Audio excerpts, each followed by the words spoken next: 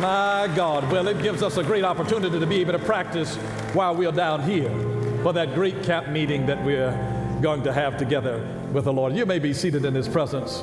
What a joy. What an incredible, incredible joy that is. What a joy.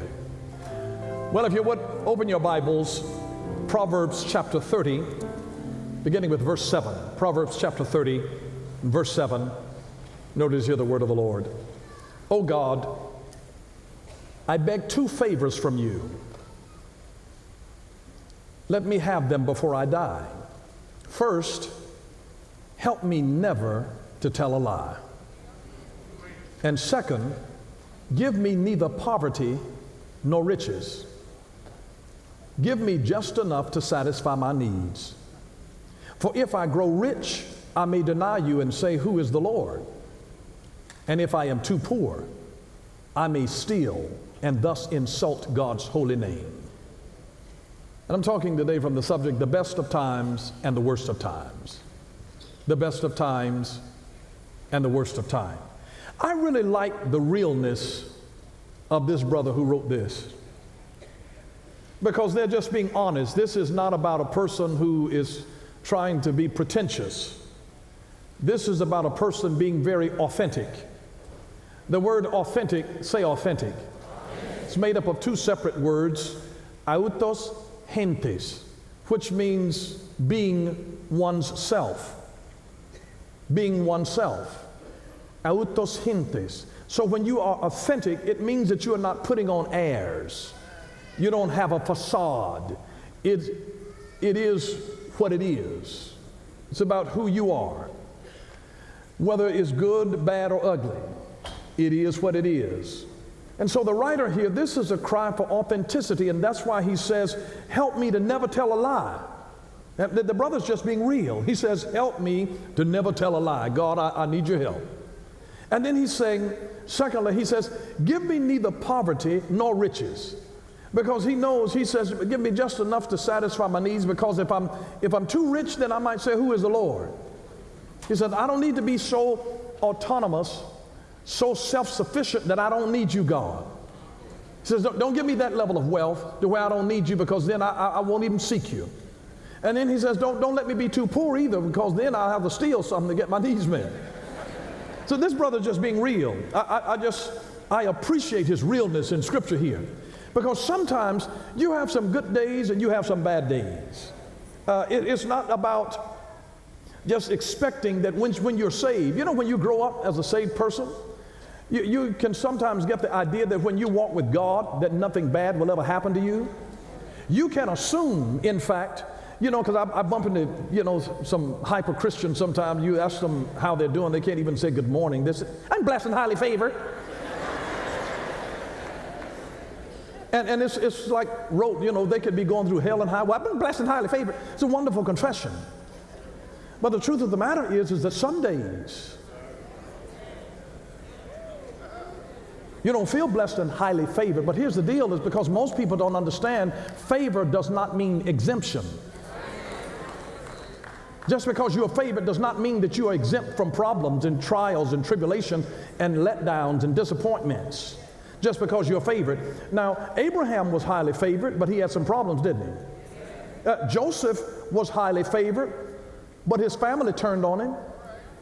And then he got down there, and Potiphar's wife lied on him, wound him up in jail. Can you imagine? He's in jail but highly favored. Whoever told you that having the favor of God was going to exempt you from trouble? And so whether or not you're having trouble is not a sign as to whether or not you're favored. You can be living, and this is why we're talking about the best of times and the worst of times, because you can understand that even when you're having hard times, that you're still highly favored of God, because favor does not mean exemption. So we have to grow up and understand that, God, you were not trying to say that I was exempt from anything, but even when I'm having trouble, even when I'm going through bad times, you are still with me. And so this writer, when he's saying this, he's just being real. He's just being very, very authentic and honest before God. He realizes that, God, if I get too much, I might get above myself and I might forget you. And if I don't have enough, it might make me steal something, just trying to keep food on my table, trying to feed my family. So he's just being honest. Because there are two things that define you. It is your patience when you have nothing and your attitude when you have everything. Your patience when you have nothing, but your attitude when you have everything. And so you will honestly realize that you will have matured, that you will have crossed over a certain threshold in your life when you begin to deeply desire not things, not even favor, but when you begin to deeply desire God Himself. You know, it bothers me when people only praise and worship God because they're trying to manipulate something out of Him. When we worship God, we're not trying to get something from Him. We are honoring and adoring all that He is. He's worthy. If He never blessed us again, God has already done enough. And if we could just start seeking Him for who He is, not for what He has, not for what He can do for us, not who He can put us in touch with, not what winning lottery numbers He can give us. If we just seek Him because we want Him. This was the cry of Paul in Philippians chapter 3. Paul said, that I might know Him. That I might know Him. Not only in the glory of the resurrection, but in the fellowship of His sufferings. I might know Him, that I might know Him. It was the same Moses that prayed that he might know God. He says, God, in Exodus chapter 33, he says, God, show me your way. Show me your way that I might know you. I might know you. Here was a plea in Moses' heart. Moses was saying, God, I've got a staff. You've got all of these folks that you have caused me to lead out of Egypt. But God, that I might know you. I don't want a leadership position. I don't want a title. God, that I might know you. And here he is with a whole nation behind him. And it wasn't enough. But here his plea was, God, show me your glory. My God, where are the people who are hungry, asking God, show me your glory? I hear people saying, show me the money, show me the position, show me the new house, the new car, show me the career, show me that you're with me, God, show me the healing, show me the deliverance. But when was the last time you stopped and said, God, show me your glory? God was right there, protecting you, sustaining you, feeding you, leading and guiding you. He was there even when you couldn't see Him. Show me your glory, show me your glory, show me your glory. If you ever had a glimpse of His glory, you would never fear what God can do for you in the future.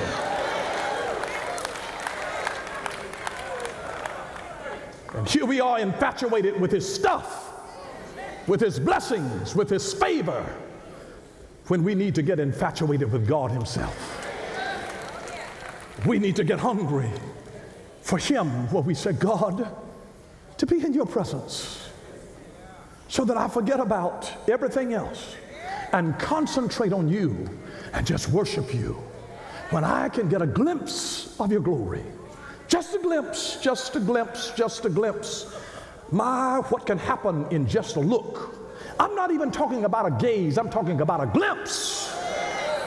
If God only gives you a snapshot of how good He has been to you, about how you stopped breathing and you were born and there was a cord around your neck and you still came out alive, when you were in a car accident and your life should have been snuffed out. My God, when you were messing with people that were diseased and you got through it and you didn't.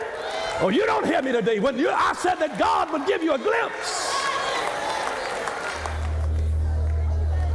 May I just tell you that when you learn to press into His presence, you'll cause depression to leave you. If you press, the depressed will leave. Press. You got to press into His presence when you don't feel like it. Press into the presence of God. It can be the best of times and the worst of times. You see, disappointment is the difference between your expectations and then your experience in reality. And the bigger the gap between your expectations and the reality determines the level of disappointment that you experience in your life. And so we need to get an understanding. The better your understanding, the lesser your disappointment. You'll be surprised. In business, they don't want to leave things to assumption. They're not going to just say, I feel you and you feel me.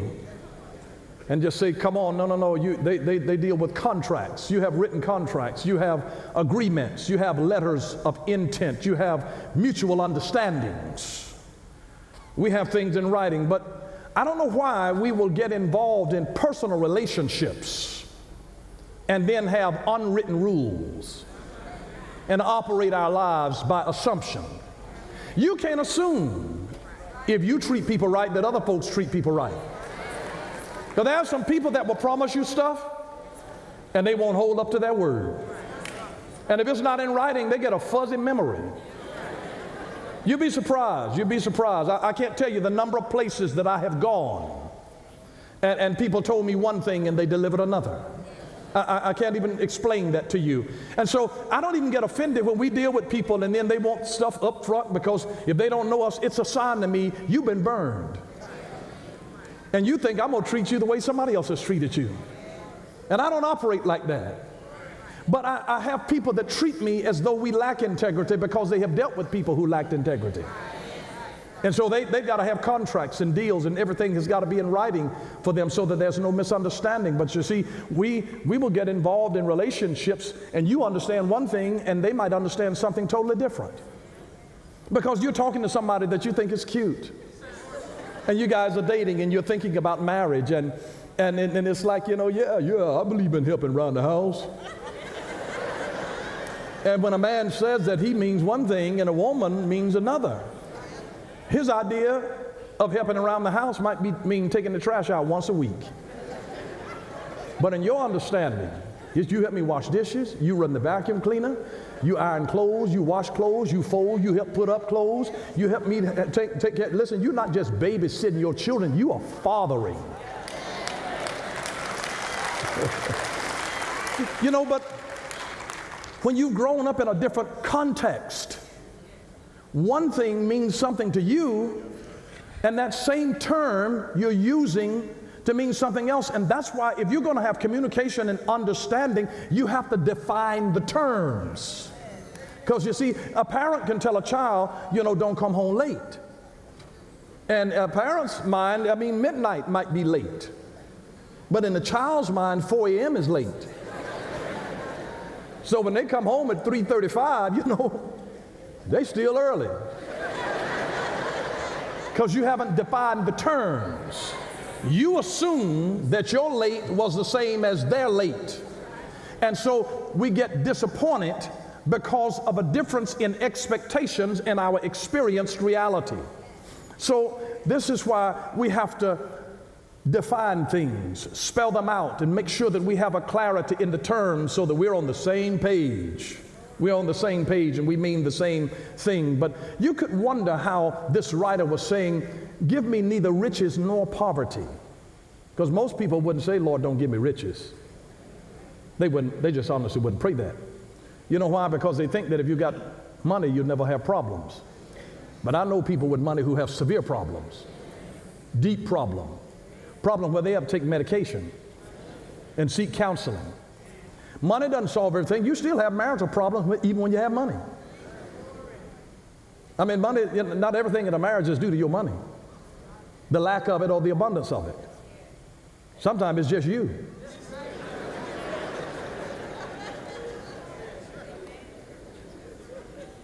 And the thing that they don't understand is that when you are blessed financially, that success attracts false friends and true enemies. You have money now, you become a bigger target for people suing you. You sneeze on somebody, they want to sue you. You step on their shoe, you bump them, you tap their car, they act like they got whiplash, like you have severed their spinal cord. So you become a target for so much just because of what somebody assumes that you have. And if you want to change something, you got to make an investment. You will never change something that you're not willing to invest in. People want to know, are you vested? If you want to change the status of your life, you got to invest in your life. You got to invest in your life. You want to change something, invest in it. Invest in it. Invest in it.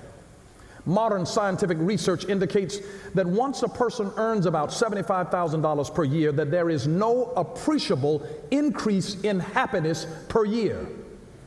$75,000, and they said you can pretty much live off of that. Now I know some of you said that you need six figures. Now you're not going to be rich, trust me. But it says that you see, you won't be starving and you won't have a superabundance.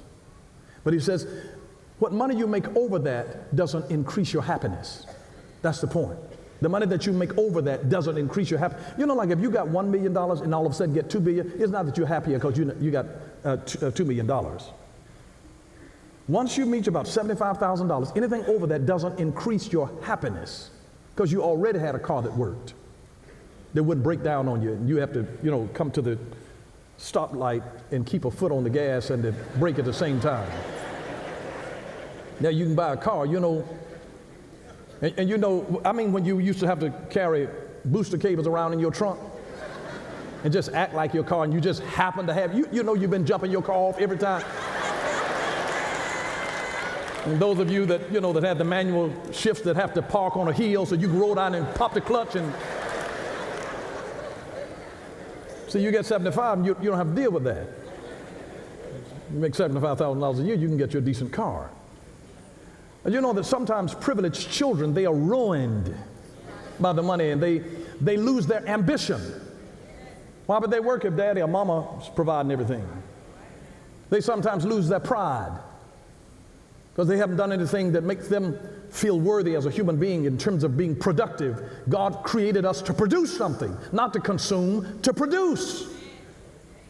They begin to lose their sense of self-worth. They lose their work ethic. They even oftentimes have a sense of entitlement. Entitlement. Where they feel like if you got it, what's yours is mine and what's mine is mine. That they're entitled to it. But the problem is that when you give them things through entitlement, without teaching them to work, they don't understand the value of the dollar. So more is not always better. More is not always better. They still have to learn hard work and how to be independent and the real meaning of money. Because oftentimes wealth contains the seeds of its own destruction. When I find wealthy parents, when they parent, they have to learn to say, we won't do this, not we can't, but we won't. It's easier to say we can't. I know that you want to go to this school, but we can't afford it. But it's another thing when you're saying that I want this kind of electronic, I want this kind of phone, this kind of shoes, this kind of watch. It's a difference when you say we won't. Because saying we want requires a conversation. It means that you've got to sit down with that child and say, you know what, we are able to afford this, but I don't think that somebody your age needs this right now. Because this will go to your head and make you think that you are arrogant. No, we won't requires a conversation, that this is inconsistent with the values that we hold as a family. And when you're in the best of times and the worst of times, I've seen people that have advantages and then other folks that have disadvantages. It's the best of times for some people and the worst of times for others. And you might think that people that made it actually, made it because of the advantages that they have. Some people made it because they had a strong spirit to get over the disadvantages. And it was the disadvantages that were in their life that actually made them strong. Because they overcame something that was a disadvantage in their youth and things were not given to them, but they had to work through it. It is through the exercising of those muscles that actually caused them to become strong. And so what started out as a weakness became a strength.